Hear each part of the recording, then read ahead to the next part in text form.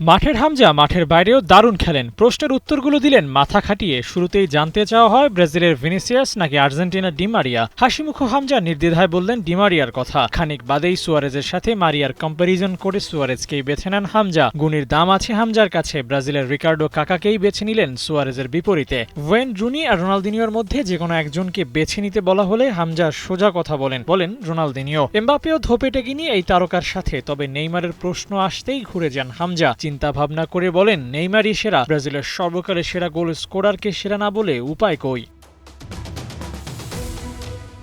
Cristiano রোনালদোর সাথে নেইমারের তুলনা হতেই হামজা বেছে নিয়েছেন পর্তুগিজ তারকাকে। তবে হামজার জন্য অপেক্ষা করছিল মেসি না রোনালদো প্রশ্ন। হাসি মুখে সে উত্তর দিয়ে মেসিকে বেছে নিয়েছেন হামজা দেওয়ান চৌধুরী। তবে ততক্ষণেও জানতেন না তার জন্য আর কি অপেক্ষা করছে। অপ্রত্যাশিতভাবে মেসি রোনালদো প্রশ্নে তার নাম জুড়ে দেওয়া হয়। লিওনেল মেসি নাকি হামজা চৌধুরী এমন প্রশ্ন করা হয়। স্বভাবসুলভ হেসে হামজা আরও একবার বলেন মেসি। তর্ক সাপেক্ষে সর্বকালের সেরা ফুটবলার যাকে বলা হয় সেই মেসির সাথে নিজের নাম উচ্চারণের জন্য যেন প্রস্তুতি ছিলেন না হামজা দেওয়ান চৌধুরী। নিশ্চিতভাবে মেসির সমকক্ষ নন হামজা, কিন্তু বাংলাদেশের প্রেক্ষাপটে হামজাই লিওনেল মেসি।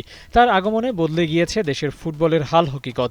একটা সময় ছিল বাংলাদেশের ফুটবল আলোচনায় ছিল না, কিন্তু হামজাদের পা পড়ায় বাংলাদেশের ফুটবল এখন সরব। ক্রিকেটের উন্মাদনাকে পেছনে ফেলে বাংলাদেশের ফুটবল নিয়েই চলছে মাতামাতি। মাতামাতি হবে নাই বা কেন? ভারতের বিপক্ষে ড্র, ভুটানকে ২-০-তে হারানো পুরো আবহটাই বদলে দিয়েছে। আর এর নেপথ্যে হামজার ভূমিকা বেশি। সদা হাস্যোজ্জ্বল হামজা বাংলাদেশের ফুটবলে আরও অবদান রাখুক সেই কামনা থাকল।